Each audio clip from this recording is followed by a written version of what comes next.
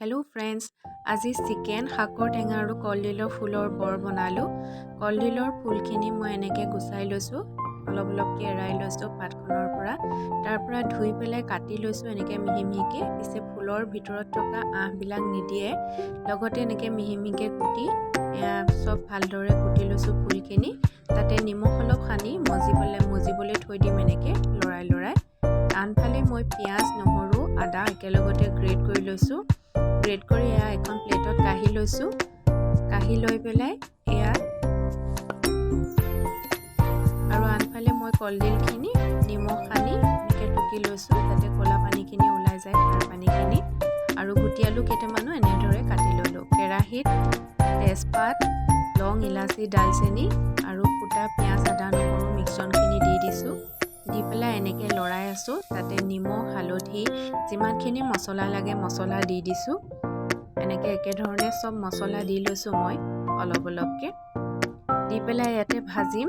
চিকেনখিনিও দি লৈছোঁ লগতে। চিকেনখিনি দি অলপ সময় ভাজি থাকিম।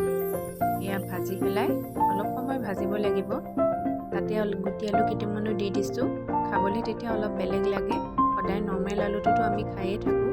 গুটি আলু দি এবাৰ খাই চাব। আৰু আনফালে কুটি থোৱা এইফালে কলডিল ফুলত মই 2 চামুচ বেচন, 2 চামুচ পিঠাগুড়ি, তাতে ফুটা পিঁয়াজ, আদা, নহৰু, জলকীয়া চব দি পেলাই পানী অকণমান দি এনেকৈ মিক্স কৰি লৈছোঁ। চব একেলগতে মিক্স কৰি ভালদৰে সানি ল'ব লাগিব।